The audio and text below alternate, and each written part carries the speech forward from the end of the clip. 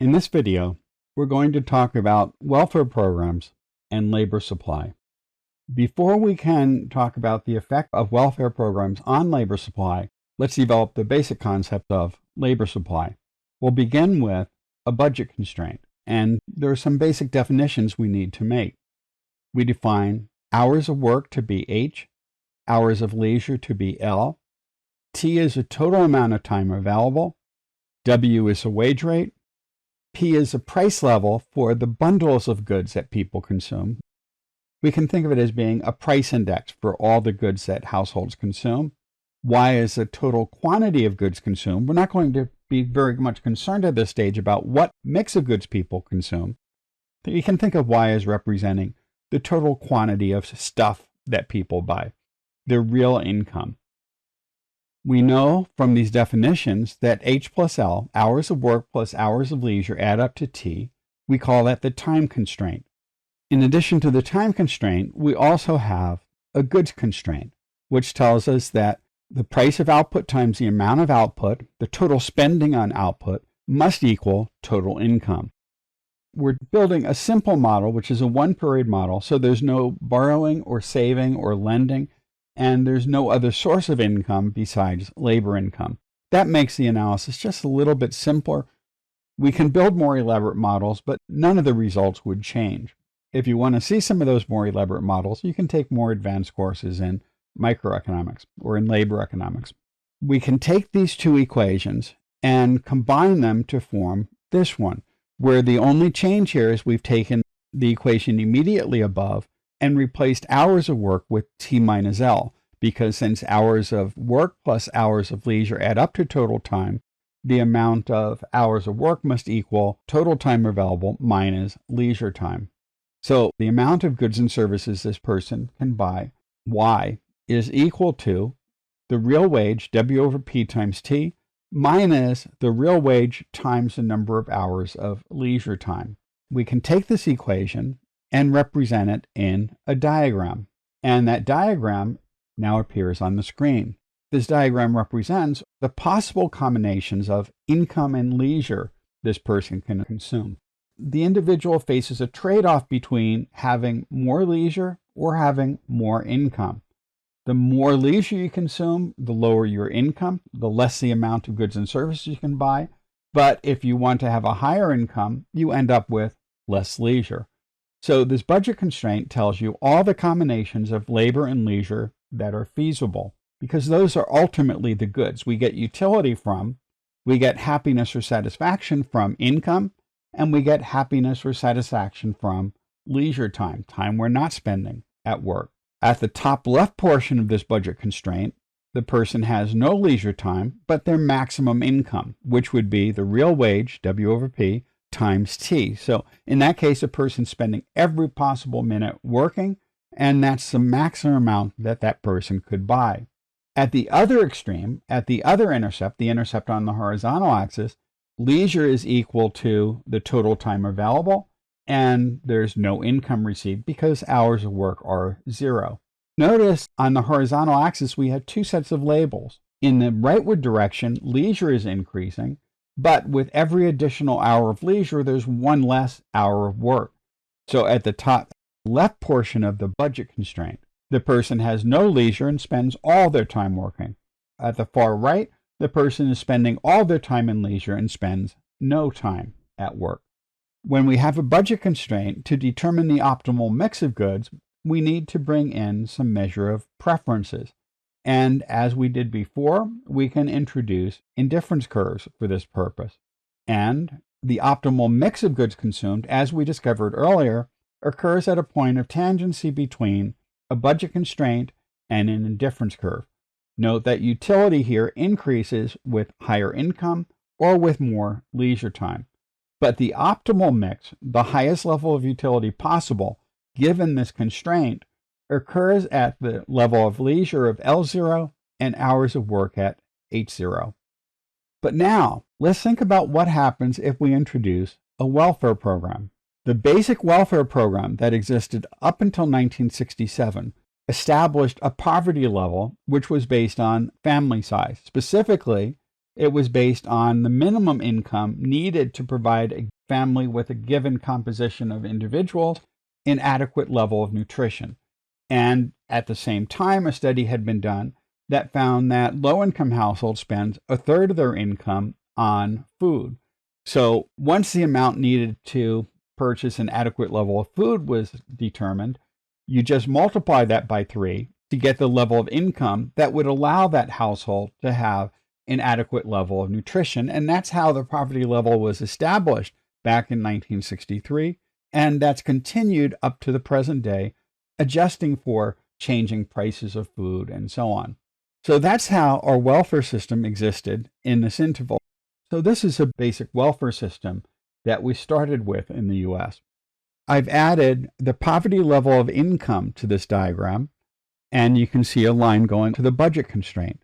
Now, under the welfare program, the new budget constraint facing the individual is no longer that old blue budget constraint. It's now this thicker brown budget constraint, which for income above the poverty level is exactly where it was before. But once we get to the range where the individual would be earning a poverty level of income, the government would provide cash assistance to bring that person's income up to the poverty level.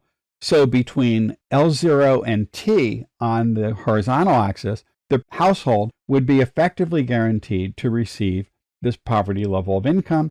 So the budget constraint then basically is a downward sloping portion above the poverty level of income, and then the budget constraint becomes horizontal at the poverty level of income. Given that, though, what we see is that there are now points on the budget constraint that would provide a higher level of utility than this person received when they worked H0 hours and received L0 hours of leisure. Specifically, we can see that the highest level of utility for this household would now occur at what we call a corner solution at T hours of work. Because essentially what's happening here is even though this person in this example would have a somewhat lower income, they value leisure time. And in this case, the value of the additional leisure time is greater than the value they place on that tiny bit of lost income. This would certainly occur for anyone who's making less than a poverty level of income, but it would also occur for some individuals whose income was initially above that, as in this diagram. People with high income wouldn't be affected because the optimal point for them would be associated with an indifference curve that lies entirely above that flat portion of the budget constraint. The basic problem with this system is that for low-income households, the level of utility is higher when the individual stops working. For someone receiving a poverty level income, the marginal wage rate, the benefits they get from working an additional hour, becomes effectively zero.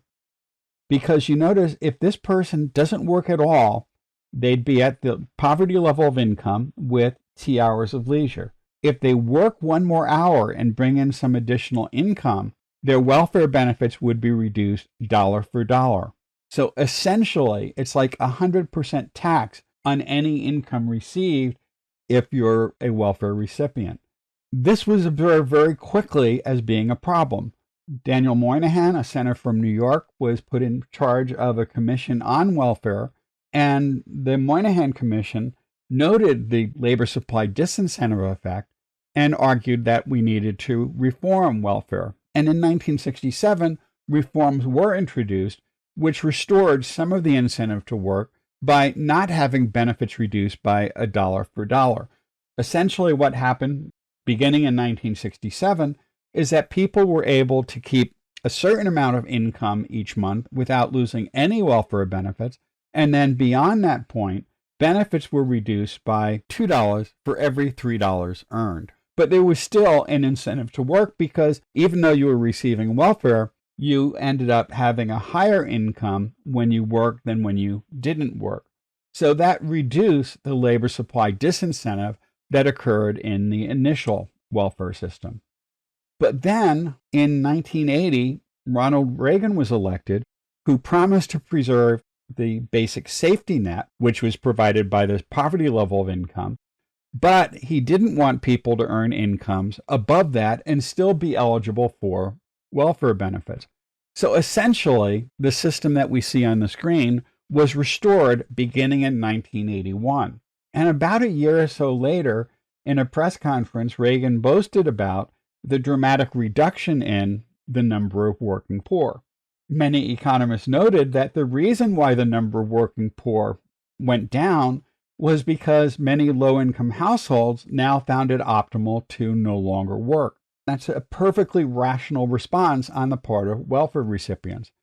A large proportion of welfare recipients are single parents, and if they were given a choice between staying home and taking care of their children and receiving welfare, or having to go out and work and receiving the same level of income, but not being able to pay for childcare, for example, then their children would be worse off and they'd be worse off. So this type of welfare structure is one of the things that can keep people in a poverty trap. Because in this case, individuals with low incomes are effectively discouraged from working by the incentives in the way the welfare program is structured. Since then, there have been some attempts to correct for the problems that were reintroduced with the Omnibus Budget Reconciliation Act of 1981, which again effectively restored this labor supply disincentive effect. One was TANF, introduced in 1996. And that program did two things to try to reverse some of the labor supply disincentive effect. One is that now welfare recipients are required to maintain a minimum number of hours worked to maintain eligibility for cash benefits. Another name for TANF is workfare, where to be eligible for welfare benefits, you have to continue working. The other part of TANF that was designed to reduce labor supply disincentives was a lifetime cap of 60 months set on the receipt of cash benefits, which means over your lifetime, you're only eligible for cash benefits up to a total of 5 years. Other benefits could still be provided, and we still see other welfare programs that provide things like the SNAP program, which provides subsidies for food, or housing vouchers, or heating vouchers, and so forth. But cash benefits are subject to this 60 months lifetime cap. Another thing that's been introduced, and this has been around for a while, but it's been expanded quite a bit over the last couple of decades, is the Earned Income Tax Credit.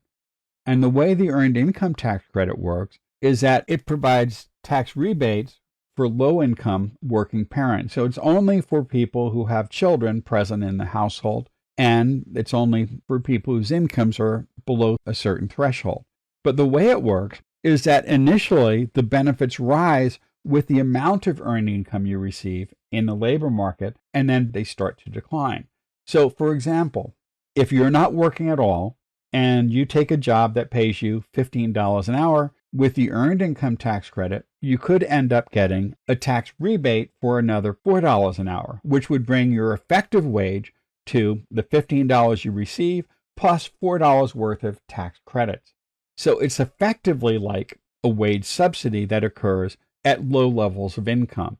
And as you start working more and your earnings grow, the amount of the tax credit declines until you reach some threshold where it drops to zero. But unlike many of our welfare programs that effectively put a tax on wages, reducing the wage rate down to zero for low-income workers, this effectively subsidizes work effort for people when they start working, which makes it much easier for people to escape from poverty. So the Earned Income Tax Credit is a program that economists have been advocating for decades, and it provides positive labor supply incentives rather than an incentive to reduce work effort.